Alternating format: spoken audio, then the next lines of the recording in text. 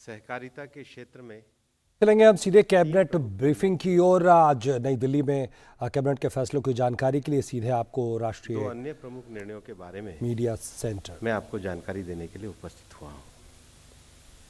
देश में सहकारिता क्षेत्र ग्रामीण क्षेत्र के कृषकों से जुड़ा हुआ, कृषि उत्पादकता और कृषकों के आय से जुड़ा हुआ एक प्रमुख क्षेत्र है। प्रधानमंत्री नरेंद्र मोदी जी के नेतृत्व में इन तीन निर्णयों के द्वारा देश में जो कोऑपरेटिव एक्ट 1984 में बना था और उसके बाद 1987 में ट्राइफेड बना था, आज 35 वर्ष बाद 3 नए सहकारी संघों का निर्माण और किया गया है। और इस निर्णय के द्वारा setting up a national cooperative export society, setting up a national level cooperative society for organic products, setting up a national level multi-state seed cooperative society की स्थापना की गई है।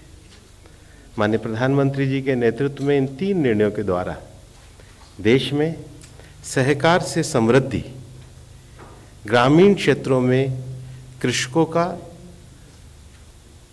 आय में वृद्धि और उसके साथ ही साथ सहकारिता मंत्रालय द्वारा अन्य मंत्रालयों के साथ whole of the government approach लेते हुए देश की ग्रामीण जो कृषि आय है उसको हम किस प्रकार से अंतर्राष्ट्रीय मानकों के अनुरूप करके उसको अंतर्राष्ट्रीय स्तर पर ले जा करके उसके एक्सपोर्ट में हम वृद्धि करें, इसके लिए इस निर्णय के द्वारा सुनिश्चित किया गया है।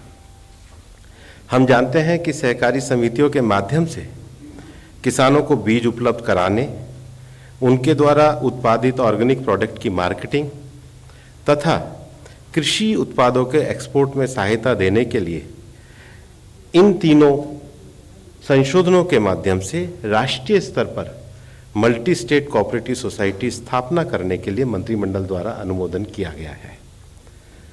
हम ये भी जानते हैं कि हमारे देश में कोऑपरेटिव सोसाइटी का इतना महत्व है कि देश में 8,50,000 रजिस्टर्ड कोऑपरेटिव हैं, जिसमें लगभग 29 करोड़ मेंबर हैं और ये सदस्य प्रमुख रूप से ग्रामीण इलाकों से हैं, कृषि और अलाइड गतिविधियों से जुड़े हुए हैं। ये संशोधन उनके जीवन में संवर्धन लाने के लिए, आय बढ़ाने के लिए, कैपेसिटी बिल्डिंग बढ़ाने के लिए, ग्रामीण क्षेत्र के आधारभूत ढांचे के विकास के लिए किए गए हैं। और इसलिए भारत में एक बहुत बड़ी क्षमता हमारे ऑर्गेनिक प्रोड्यूस में है और भारत के ऑर्गेनिक प्रोड्यूस का जो दायरा है उसको अंतर्राष्ट्रीय स्तर पे बढ़ाने के लिए ये संशोधन किए गए हैं। और इसलिए इन संशोधनों के माध्यम से उत्पादन स्थानों के नज़दीक तथा रेस्पॉन्सिबल प्राइस पर ऑर्गेनिक प्रोडक्ट की टेस्टिंग और सर्टिफिकेशन फैसिलिटीज़ को भी उपलब्ध कराया गया है। और इसके लिए जो अभी तक देश में एक अभाव महसूस किया जा रहा था कि नेशनल लेवल पर कोई कोऑपरेटिव संस्था नहीं है, ये विशेष रूप से हमारे किसानों के जो ऑर्गेनिक प्रोड्यूस हैं उनकी आवश्यकताओं को पूरा करने का काम करेगा।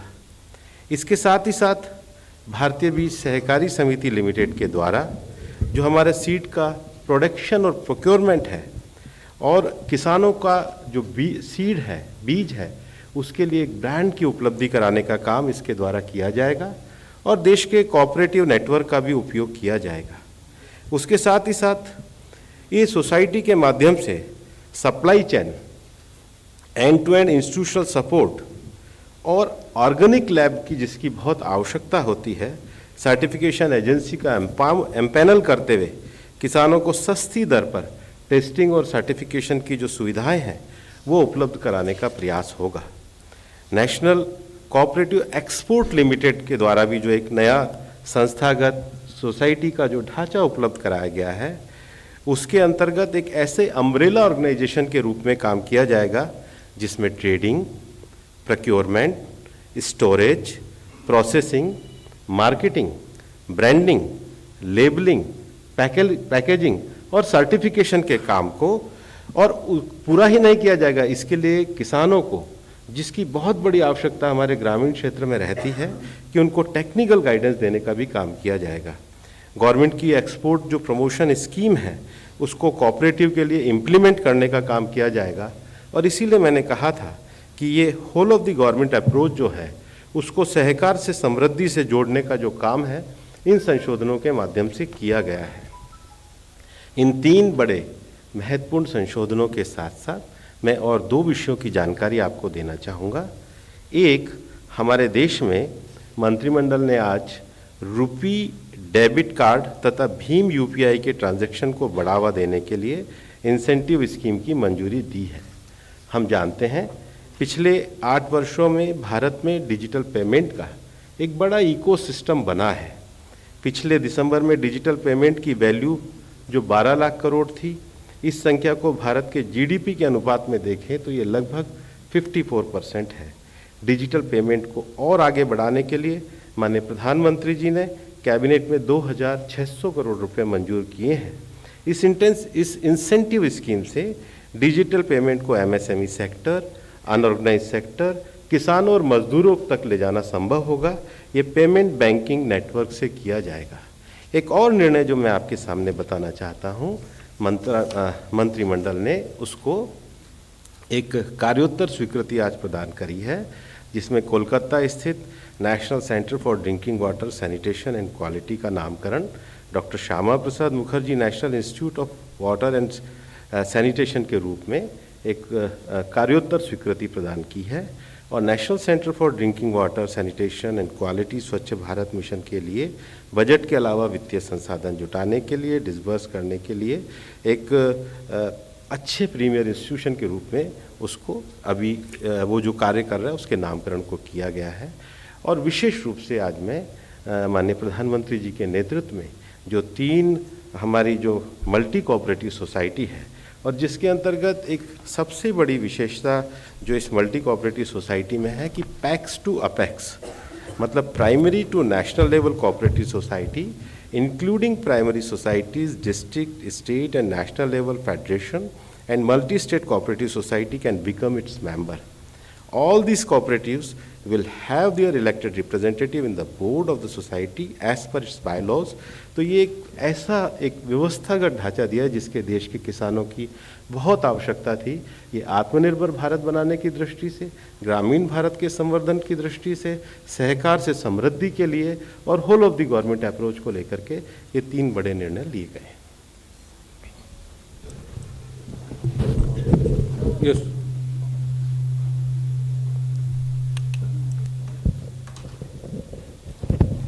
Sir, Shishir here from Hindu Business Line. Sir, my question is that when you're talking about the 3 institutions which will be set up under Multi-State Cooperative Act, what kind of initial capital infusion will be there in these 3? And the second thing is that many times we have seen, since a cooperative is a state subject, so there is always a tussle between center and state. So how you are going to resolve that? उसको cooperative society के अंतर्गत किया जा रहा है, वो राशि भी उसको तय करके आपको किया जाएगा और उसके साथ ही साथ जो सरकार की जो संस्था है एनसीडीसी उसका उसमें स्टेक रहेगा।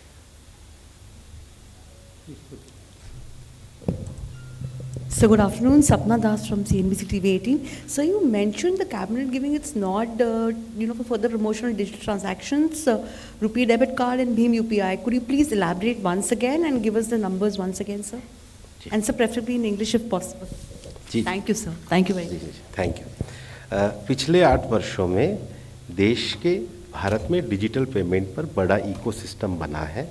पिछले दिसंबर में डिजिटल पेमेंट की जो वैल्यू 12 लाख करोड़ रुपए थी, इस संख्या को भारत में जीडीपी के अनुपात में देखें तो लगभग 54% है।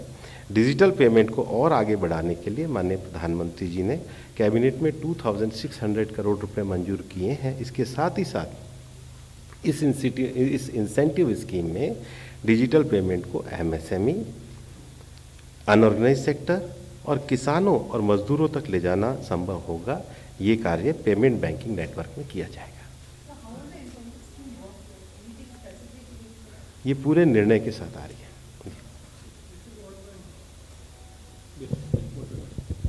सर, तरुण शर्मा, जी बिजनेस से।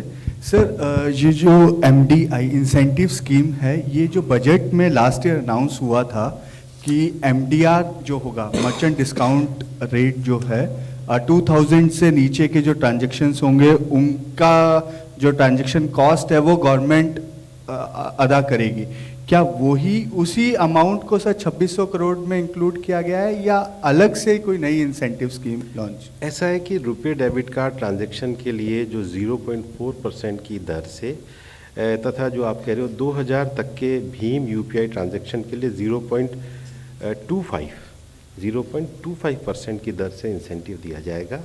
लेकिन इंडस्ट्री प्रोग्राम जैसे इंश्योरेंस, म्यूचुअल फंड और ज्वेलरी, पेट्रोलियम प्रोडक्ट और कुछ सेक्टर के लिए क्रय विक्रय से संबंधित ट्रांजैक्शन के लिए 0.15% की दर होगी।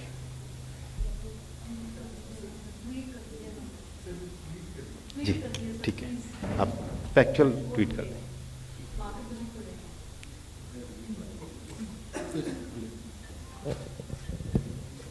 Thank you. Sir, my question is related to Joshimath. Can I go ahead? तो प्लीज अपने को सीमित रखें आके बोलने की वजहों से। But after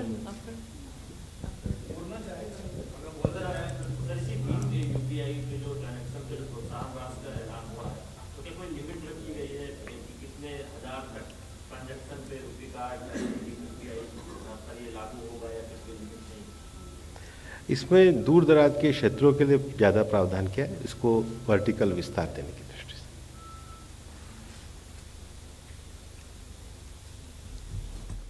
धन्यवाद। आज की बैठक में आप सब लोग उपस्थित हुए, माननीय मंत्री जी का भी धन्यवाद। Thank you. देख रहे थे सीधा प्रसारण। आज केंद्रीय कैबिनेट की बैठक हुई। प्रधानमंत्री के नेतृत्व में 3 बड़े फैसले लिए गए। एक फैसले के तहत 3 सहकारी